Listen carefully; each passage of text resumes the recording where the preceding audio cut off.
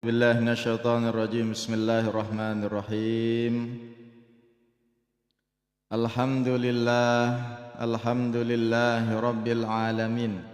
Wal aqibatu lil muttaqin wa la udwana illa 'alal zalimin. Asyhadu an la ilaha illallah al-malikul haqqul mubin.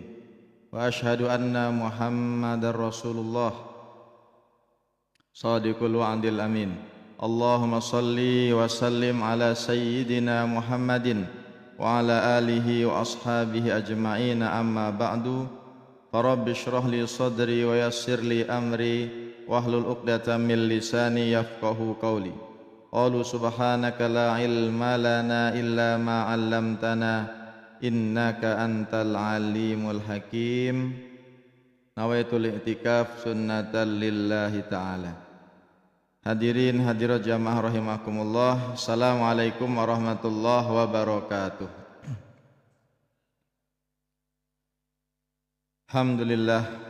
Alhamdulillah kita bersyukur kehadirat Allah Subhanahu wa taala atas segala limpahan karunia nikmat yang tiada henti-hentinya.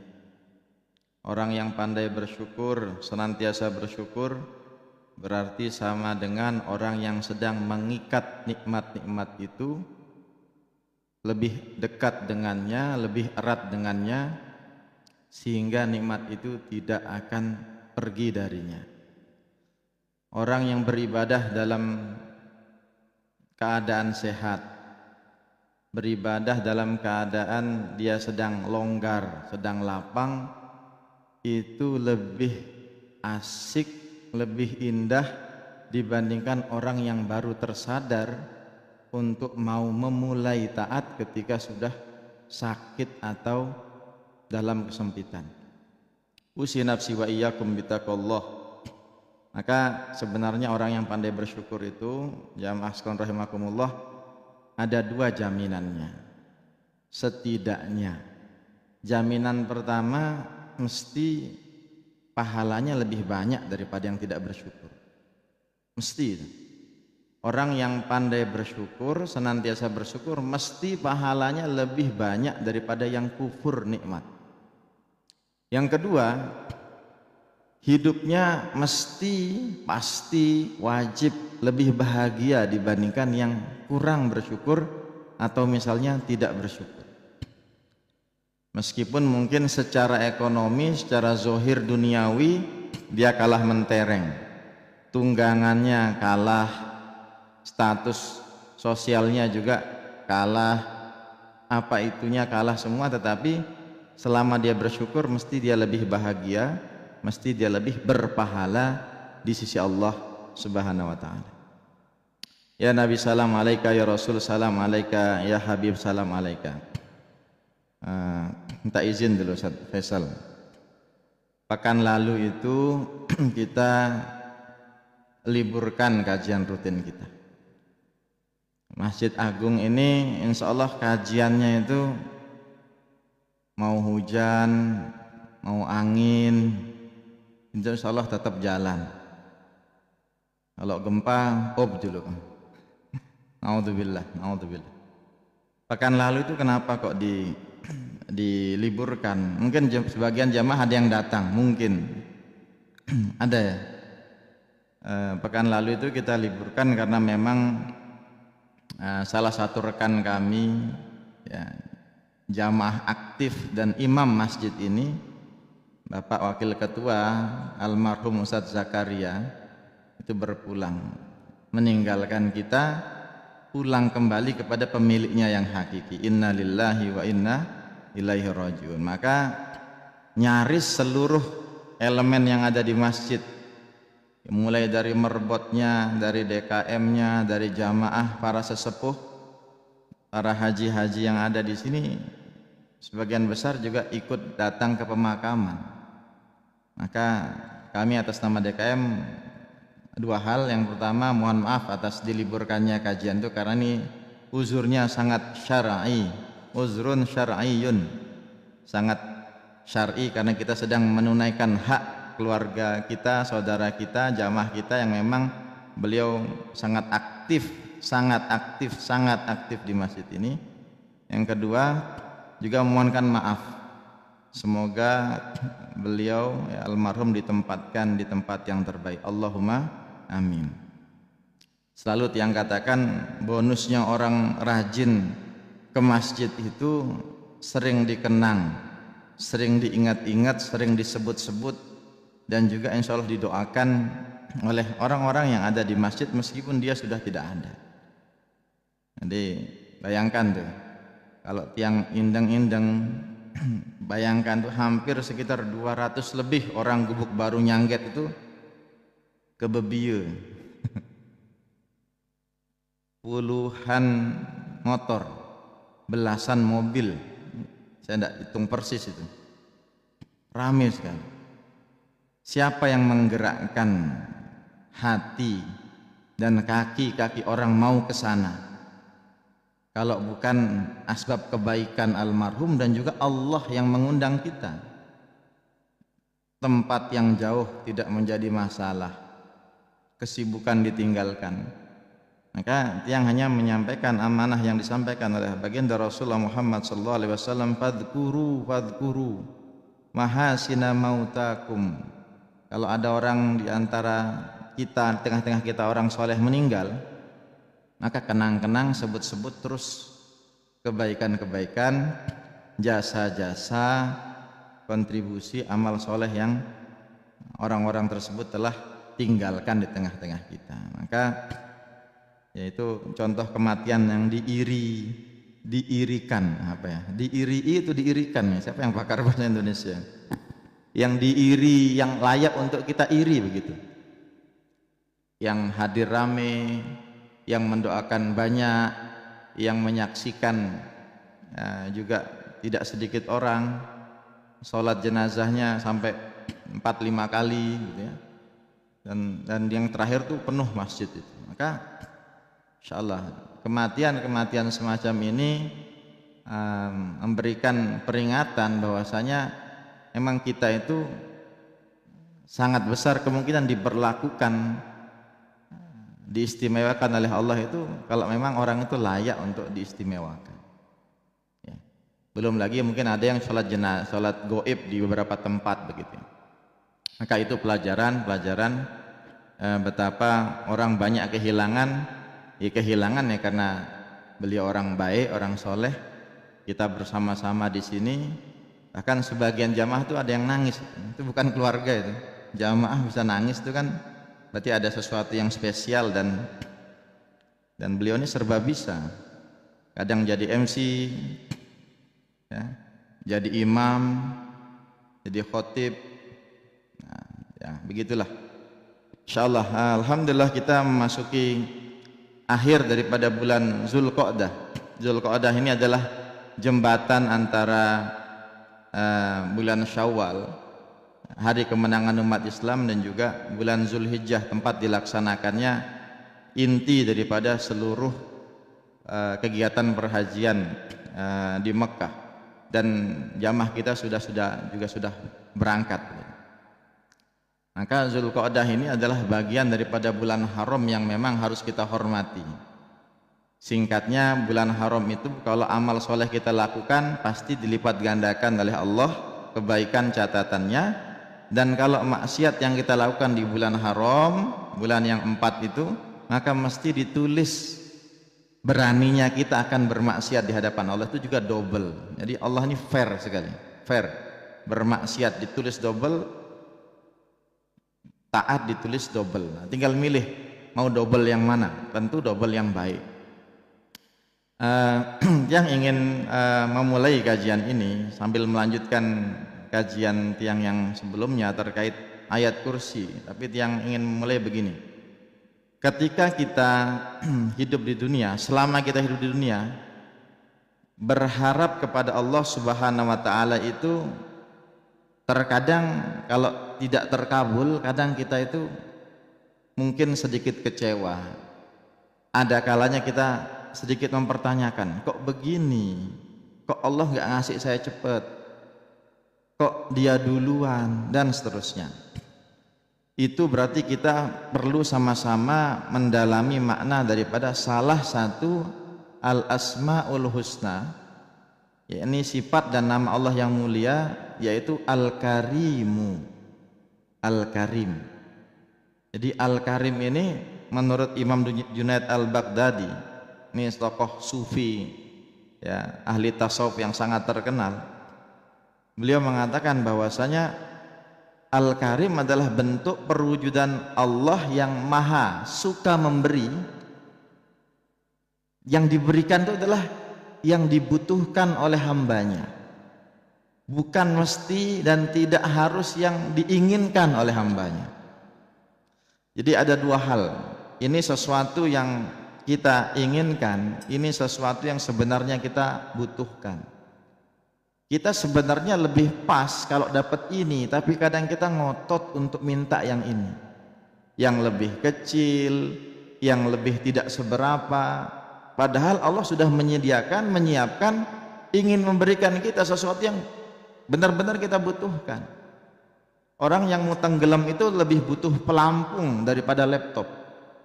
Orang yang dalam laut, ya, ketika dia akan tenggelam itu lebih membutuhkan ban daripada dia butuh sekarung beras.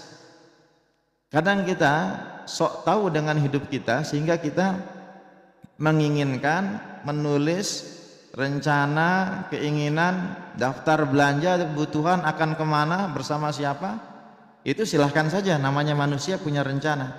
Tetapi selalu kaitkan, lekatkan dan libatkan Allah dalam setiap pilihan-pilihan kita. Maka ihdinas siratal mustaqim itu menjadi sesuatu yang sangat relevan, yang sangat cocok kalau kita setiap baca Fatihah. Ihdinas siratal mustaqim itu silahkan dikaitkan dengan hajat-hajat kita, karena yang ingat betul bagaimana dahsyatnya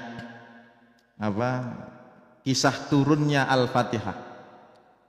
Ketika Al-Fatihah, surat Al-Fatihah itu termasuk surat yang paling awal diturunkan oleh Allah secara lengkap, secara sempurna.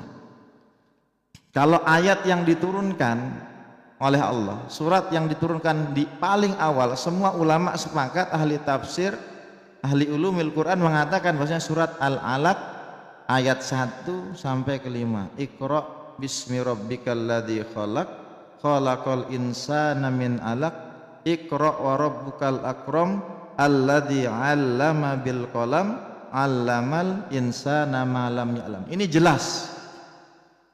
Tidak ada keraguan dan tidak ada perdebatan tentang itu. Termasuk Al-Muzammil, Al-Mudassir selanjutnya. Tapi kalau secara surat yang utuh diturunkan, ya, utuh sempurna dari ayat pertama sampai ayat penutup surat itu Al-Fatihah. Maka surat Fatihah ini tidak heran jika diletakkan sebagai pembukaan, bahkan disebutkan Fatihatul Kitab, pembuka. Disebut juga sebagai Ummul Qura, disebut sebagai As-Sab'ul Mathani. As-Sab'u itu diambil kata sab'un, itu sab'atun itu artinya 7. Al-Mathani yang diulang-ulang, 7 ayat yang diulang-ulang itu Al-Fatihah. Salat dibaca, orang tahlilan dibaca, orang doakan punya hajat dibaca, ya. Jadi saat ayat itu turun, dikatakan dalam sebuah riwayat iblis itu sakit. Ya, nggak usah ditanya punya rumah sakit nggak iblis itu, atau ada dokter iblis, nggak tahu kita. Yang jelas iblis ini kan rajanya, setan. Itu sakit, gelisah, nggak karuan sehingga dijenguk oleh bala tentaranya. Dijenguk. Jadi Al-Fatihah ini turun satu surat penuh, ya, dari Alhamdulillah sampai waladhdallin itu. Maka apa yang terjadi ketika dijenguk, iblis ini mengatakan kepada bala tentaranya, kalian nggak usah jenguk saya, nggak usah repot-repot. Saya ini nggak, fisik saya nggak sakit, yang sakit ini batin saya kepikiran. Itu jawaban raja iblis. Bagaimana tidak? Kenapa saya seperti ini? Bagaimana tidak? Kenapa? Karena Allah baru saja menurunkan sebuah surat yang kalau dibaca, ini kata iblis ini, maka akan memudahkan hajat orang yang membacanya, akan menjadi tameng sehingga mereka terlindungi dari gangguan kita semuanya, gitu. Karena memang misinya iblis ini adalah jelas mengajak orang sebanyak-banyaknya untuk sama-sama masuk neraka. Itu misinya. Maka ketika dia punya tameng, punya pelindung, punya perisai, dia sakit hati, dia marah, dia kecewa, dia gelisah. Maka kita lihat Fatihah ini sempat membuat iblis itu sakit begitu.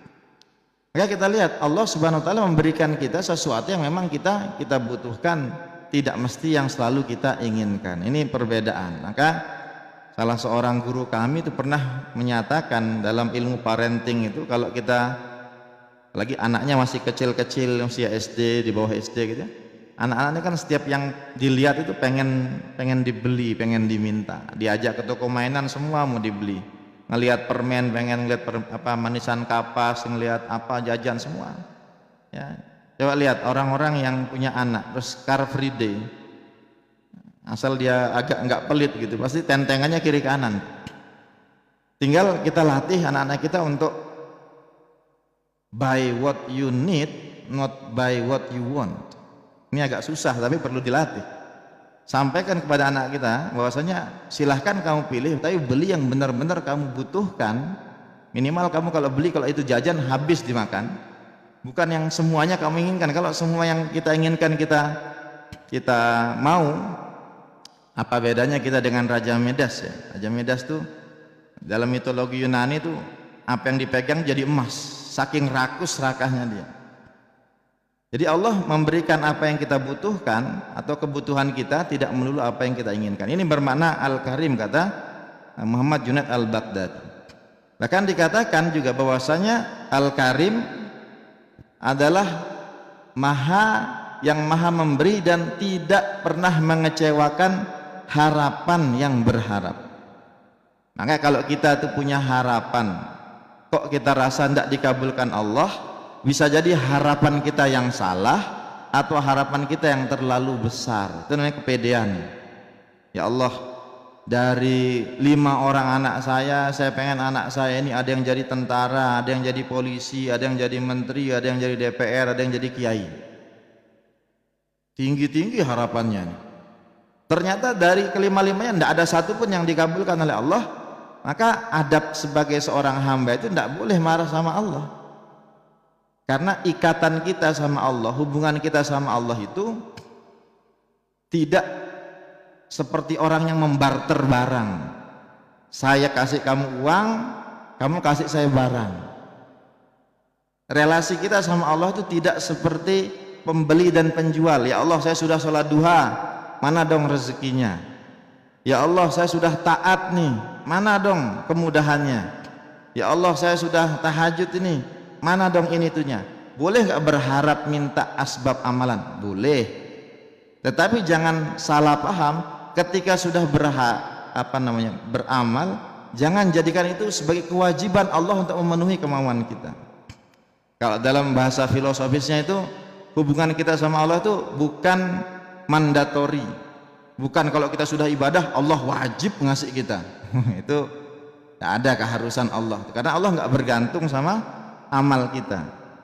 Banyak orang-orang yang tidak beramal dikasih harta ya. Banyak orang-orang yang maksiatnya lebih daripada kita, tetapi kemauannya seakan-akan dipenuhi oleh Allah Subhanahu wa taala. Jadi bukan mandatori tapi voluntary. Voluntary itu suka-suka Allah. Suka-suka Allah. Makanya bahasanya kalau berdoa itu begini. Ya Allah, saya sudah berusaha menjalankan ketaatan sesuai perintahmu, mohon kiranya. Nah, begitu. Jadi bahasanya tuh mohon kiranya ya Allah. Jangan maeh dong, ayo dong. Itu kayak orang pembeli minta ke penjual begitu. Tapi bahasanya tuh ya Allah, saya sudah mencoba taat semampu saya. Banyak kekurangan saya Allah. Tapi semoga Engkau terima amalku dan jadikan itu asbab dikabulkan doaku. Oh, itu indah sekali. Makanya minta sama Allah itu kalau kita tidak yakin bisa bahasa Arab, mau pakai bahasa apapun asal di luar sholat disilahkan. Minta sudah minta. Ya, ngelobinya tuh harus manis, ngerayunya itu harus asik gitu. Jadi karena jangan sampai kita beranggapan saya sudah ibadah wajib Allah ngasih saya. Nah, ini kurang pas gitu. Kalau dari segi kacamata tasawuf itu tidak mandat Allah wajib memberikan, tapi voluntary, suka-suka Allah. Karena faktanya, realitanya, nyatanya kan banyak orang yang non juga punya kelebihan yang jauh di atas kita. Tapi yang buat kita optimis itu, kalau kita belajar sirah nabawiyah jamaah sekalian rahimakumullah, yang kita buat optimis itu apa? Para sahabat-sahabat itu kayaknya, menurut saya itu sengaja sama Allah itu dibuat beragam. Yang kaya ada Abdurrahman bin Auf, Abu Bakar As-Siddiq, Utsman bin Affan, kaya betul. Yang miskin, yang nggak mampu, yang sampai ya, dikatakan Mus'ab bin Umair aslinya orang kaya betul, ayah hijrah jadi kere betul, sampai ketika dikafani, ini dikafani kisah nyata Mus'ab bin Umair. Allah, ada orang yang dikafani tidak cukup kafannya itu, ditarik kafannya untuk nutupi mukanya, kakinya kelihatan, ditarik ke bawah mukanya yang kelihatan. Semiskin itu ada hidup di zaman Rasulullah. Ada sahabat-sahabat Rasulullah yang memang semua gemar berdagang, ada yang ahli jago berperang, ada yang kerjaannya cuma ya di masjid kajian, nulis riwayat tentang Rasulullah, disebut ashabus sufah itu. Ya. Itu memang nampak apa ya, miniatur kehidupan orang zaman sekarang tuh ada di zaman sahabat. Bedanya kendaraan kita, bedanya alat elektronik kita, sahabat nggak bawa laptop, nggak bawa HP gitu.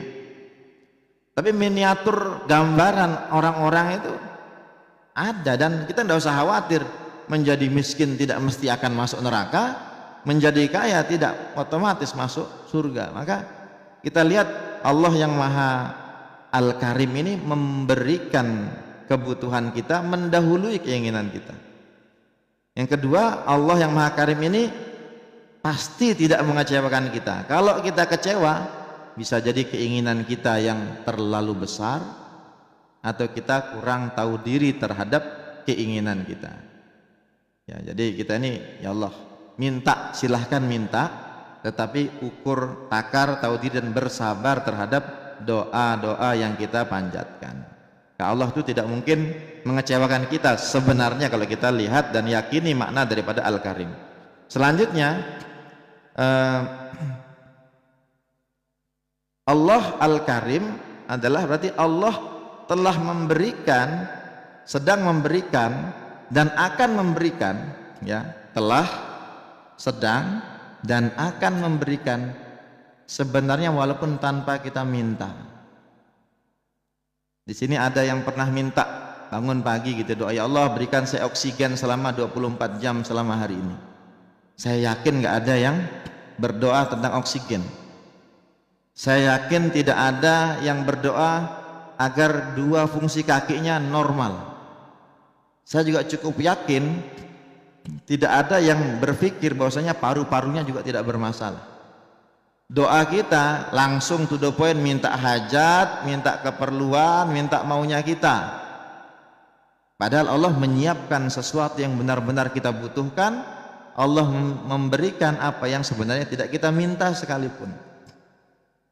Contoh paling sederhana yang paling sering disampaikan oleh para duat, para dai-dai itu adalah seorang bayi ketika berada dalam janin rahim ibunya tidak pernah tahu bahwasanya dia butuh dua kaki, dua mata, dua tangan ketika terlahir di dunia, tapi Allah siapkan itu semua. Bayi itu tidak tahu tuh.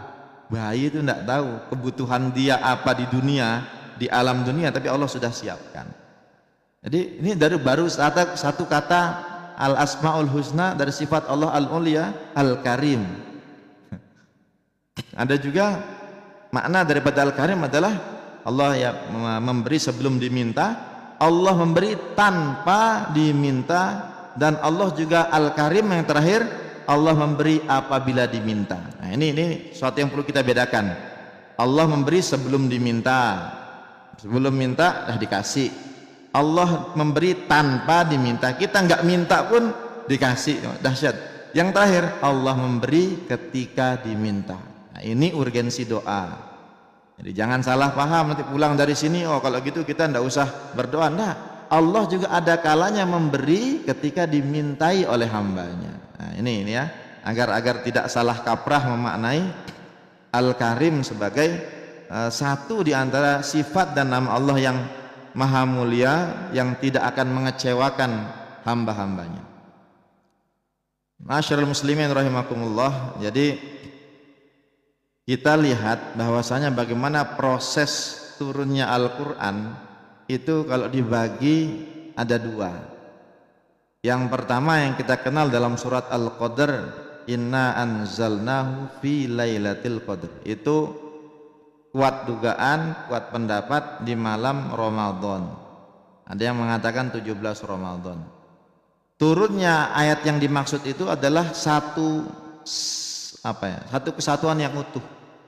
Itu udah ya, itu 6236 ayat itu satu sekaligus turun dalam satu waktu dari Lauhul Mahfuz ke Sama'ud Dunya. Itu sekaligus, plung, sekaligus. Yang kedua, tahapan yang kedua adalah dari Sama'ud Dunya kepada Rasulullah sallallahu alaihi wasallam, yang ini berlangsung sekitar 22 sampai 23 tahun. Jadi dua kali Al-Quran itu turun sebenarnya. Yang dari Sama'ud Dunya, dari langit dunia kepada Rasulullah ini berdasarkan satu pertanyaan orang-orang kepada Rasulullah. Ada sahabat yang nanya, turun ayat. Ada musyrik kafirin yang menantang Rasulullah, turun ayat. Atau Rasulullah minta, turun ayat. Jadi kayak Rasulullah minta perpindahan kiblat, Rasulullah kayaknya lebih marem, lebih tenang, lebih enjoy kalau ngadep Ka'bah, turun ayat. Ini itu berlangsung lama ya, berlangsung cukup lama, 22 tahunan ya. Maka dari Sama'ud Dunya kepada Rasulullah itu berdasarkan permintaan, doa, kejadian, peristiwa yang terjadi. Dan Al-Fatihah tadi itu utuh satu kali sekaligus dalam satu tahapan. Beda dengan surat-surat yang lain yang ada sebagiannya kita kenal sebagai asbabun nuzulnya. Jadi sebab nuzulnya itu gara-gara apa? Karena ada pertanyaan, karena ada tantangan, karena ada peristiwa dan seterusnya. Maka itu alasannya apa? Allah Subhanahu wa taala menjelaskan dalam surat Al-Furqan itu, kadzalika linuthabbitu bihi fuadak. Yang demikian itu, yang berangsur-angsur itu agar mengokohkan, menguatkan hatimu dalam menerima Al-Quran. Coba bayangkan 6.000 sekian ayat, sahabat langsung dicekoki untuk sekian banyak ayat, itu kira-kira mesti lupa, mesti susah dihafal, mesti kurang berkesan, mesti nggak bijak. Orang itu kalau makan ya nikmat tuh ya sesuap habis, kurang nambah begitu. Kok langsung disuruh satu bakul itu ya tidak akan nikmat, dipaksakan pun akan muntah. Jadi demikian gambaran agar orang itu yang menerima Al-Quran itu perlahan tapi pasti. Bahkan istri Rasulullah Muhammad SAW, Sayyidina Aisyah radhiyallahu anha, pernah mengatakan sebuah riwayat yang sangat masyhur, seandainya larangan untuk zina dan khomer, ya, minum khomer dan zina diturunkan di Mekah, niscaya banyak yang menentang Islam. Jadi Rasulullah itu kan hidupnya 13 tahun ya. Jadi Rasulullah itu didaulat, diangkat menjadi Rasul di usia 40 tahun, agar kita tahu nih. Dari 40 tahun sampai usia 53 tahun Rasulullah hidup di Mekah, artinya 13 tahun. Berdakwah tentang apa? Tentang iman, tentang tauhid. Itu yang dikuatkan. Tidak ada larangan untuk jangan berzina, jangan minum khamar, itu nanti di Madinah.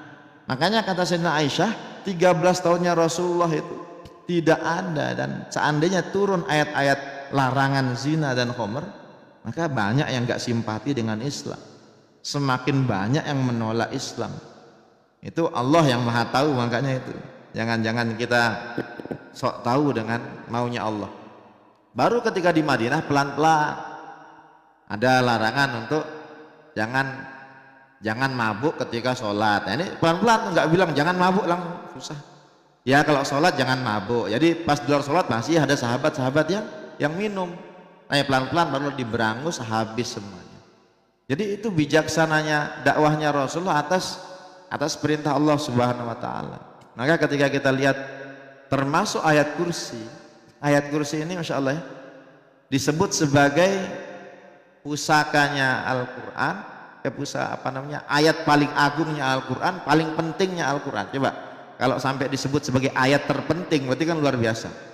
256 Al-Baqarah, satu ayat terdiri dari 9 bagian, yang ayat bagian pertama sama dengan dengan bagian ke-9-nya, bagian keduanya sama dengan bagian ke-8-nya, bagian ketiganya sama dengan ke-7-nya, 4 sama 6-nya, yang ke-5-nya itu sendiri di tengah.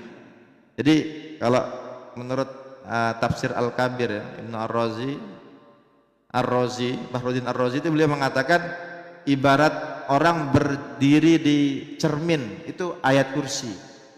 Satu ayat tapi bercermin. Ayat 1 punya kaitan dengan yang ke nomor 9 ya, yang pertama, yang 2 sama 8 dan seterusnya. Itu bagi orang berdiri di cermin. Nanti coba dikaji pelan-pelan, dilihat, dihayati. Ya alamu ma baina aidihim wa ma khalfahum, itu bagian kelima yang menjadi inti daripada 9 bagian dalam satu ayat kursi. Maka selalu tiang ingatkan, yang cukup pede menyampaikan ini karena tiang mengamalkan.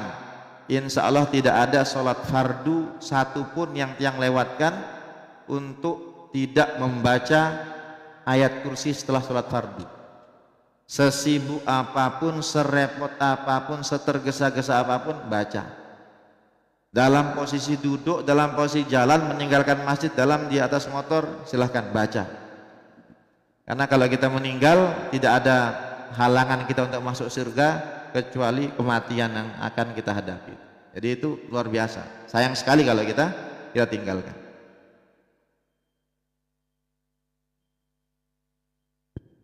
Azan.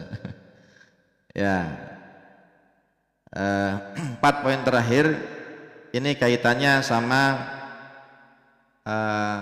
kegiatan masjid dan keadaan masjid kita. Izin Ustaz Faisal. Yang pertama, insya Allah ini Ustaz Adib sebagai Ketua PHBI, Panitia Hari Besar Islam. Jadi kemarin kita tunjuk, kita manahi untuk ngurusi kepanitiaan kurban di Masjid Agung, yang insya Allah mulai tahun ini pelan-pelan kita adakan apa yang perlu kita tingkatkan, apa yang perlu kita perbaiki terkait pelaksanaan dan kepanitiaan. Yang kedua, ini terkait penjadwalan untuk imam. Kemarin saya minta juga Ustaz Faisal dan alhamdulillah cepat dibuat. Otomatis karena jika ada imam kita yang sudah berpulang, harus ada pergantian, perubahan, dan itu sedang dalam proses untuk diupdate agar masjid kita tetap berjalan senormalnya masjid-masjid yang memang sudah berjalan. Jadi yang ingat dulu di Pondok Modern Darussalam Gontor itu kiainya meninggal, santri hanya libur 2 jam pelajaran, jam ketiga masuk normal seperti biasa. Itu gambaran kita pengen siapapun yang kalaupun sudah tidak ada tetap harus berjalan bagian-bagian tugas-tugas yang ada di masjid. Itu yang ingin sampaikan sebagai penutup. Termasuk yang terakhir, ini masjid kita alhamdulillah